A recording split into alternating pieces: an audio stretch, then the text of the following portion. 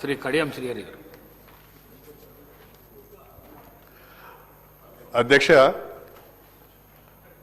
అత్యంత ప్రాధాన్యత కలిగిన ప్రాణాంతకమైన పారాక్వాట్ డైక్లోరైడ్ను నిషేధిస్తూ రాష్ట్ర ప్రభుత్వమే ముందుకు వచ్చే ఒక తీర్మానాన్ని ప్రవేశపెట్టడం చాలా సంతోషకరమైన విషయం. అధ్యక్ష, ప్రధానంగా ఈ పారాక్వాట్ డైక్లోరైడ్ అనేది మన తెలంగాణ వాడుక భాషలో గడ్డి మందు అని పిలుస్తాం. అధ్యక్ష, అనేక మంది వ్యవసాయంలో కలుపు మొక్కలను ఎదగకుండా నిరోధించడానికి, మడి గట్ల మీద గడ్డి పెరగకుండా నిరోధించడానికి ఈ పారాక్వాట్ డైక్లోరైడ్ను ఉపయోగిస్తారు. అధ్యక్ష, ఈ పురుగుల మందును, ఈ గడ్డి మందును వాడిన తర్వాత అనేక మంది రైతులు వాడక ముందు ఇంట్లో తెచ్చి నిల్వ చేసుకుంటారు, వాడిన తర్వాత ఏమన్నా కొంత మిగిలితే కూడా ఇంట్లో నిల్వ చేసుకుంటారు. ఆ సందర్భంలో అనేక రైతు కుటుంబాలలో, అనేక పేద కుటుంబాలలో అప్పుల బాధల వల్ల కానీ, లేదా కుటుంబ తగాదాల వల్ల కానీ, ఇతర కారణాల వల్ల కానీ ఎవరైనా ఆత్మహత్య చేసుకోవాలని భావిస్తే వెంటనే వాళ్ళు ఈ పారాక్వాట్ డైక్లోరైడ్ని తీసుకుంటున్నారు. అధ్యక్ష, గడ్డి మందును తాగుతున్నారు.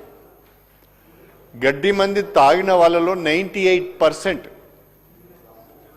తిరిగి ప్రాణాలతో బయటికి రాలేదు. అధ్యక్ష, అత్యంత ప్రమాదకారి ఈ గడ్డి మందు, ఈ పారాక్వాట్ డైక్లోరైడ్.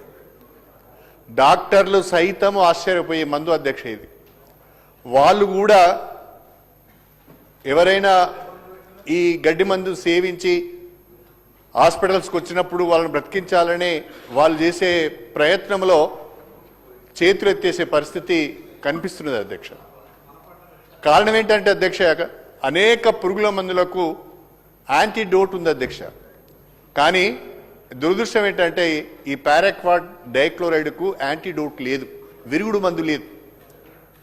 ఆ విరుగుడు మందు లేకపోవడం వలన క్షణికావేశంలో ఎవరైనా ఈ పారాక్వాట్ డైక్లోరైడ్ సేవించి హాస్పిటల్కి వచ్చిన తర్వాత బతకాలనుకున్నా కూడా బతకలేని పరిస్థితి. అధ్యక్ష, దీనిపైన స్వచ్ఛంద సంస్థలు, ప్రత్యేకంగా ఇండియన్ మెడికల్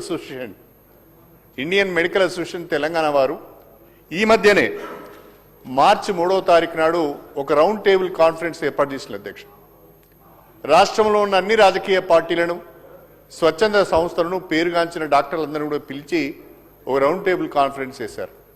ఆ రౌండ్ టేబుల్ కాన్ఫరెన్స్లో వాళ్ళు చాలా స్పష్టంగా తక్షణమే ఈ పురుగుల మందును, ఈ గడ్డి మందును, ఈ పారాక్వాట్ డైక్లోరైడ్ నిషేధించాలని చెప్పి నిర్ణయం తీసుకున్నారు.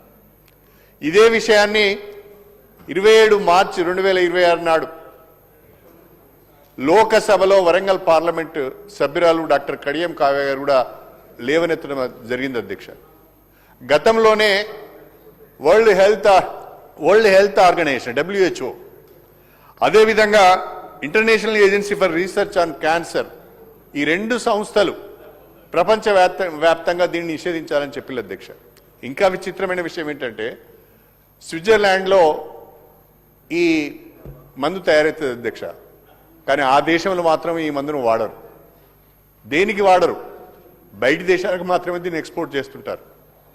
అంతేకాకుండా ఈ మందును దాదాపు 70 దేశాలలో బ్యాన్ చేశారు. అధ్యక్ష, ఎందుకంటే ఇది అత్యంత ప్రమాదకారిగా ఉంది, ప్రాణాంతకంగా ఉంది, అనేక మంది అమాయకులు చనిపోతున్నారని. మన ఒక్క తెలంగాణలోనే నా దగ్గర ఉన్న గణాంక వివరాల ప్రకారము సంవత్సరానికి 2000 మంది రైతులు కావచ్చు, వ్యవసాయ కూలీలు కావచ్చు, పేద వర్గాలకు సంబంధించిన వాళ్ళు కావచ్చు అన్యాయంగా చనిపోతున్నారు.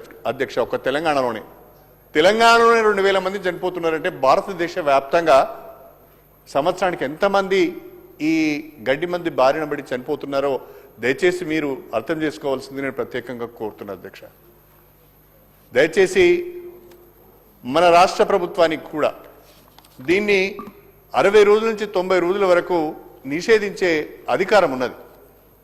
కాబట్టి ముందుగా మన రాష్ట్రంలో నిషేధించి కేంద్ర ప్రభుత్వానికి శాశ్వతంగా దీన్ని నిషేధించే విధంగా ప్రతిపాదనలు చేసి పంపిస్తే బాగుంటుంది అనేది నా అభిప్రాయం అధ్యక్ష.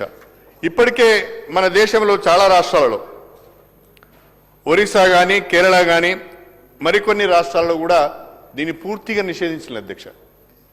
ఇంకేమాత్రం కూడా ఆలస్యం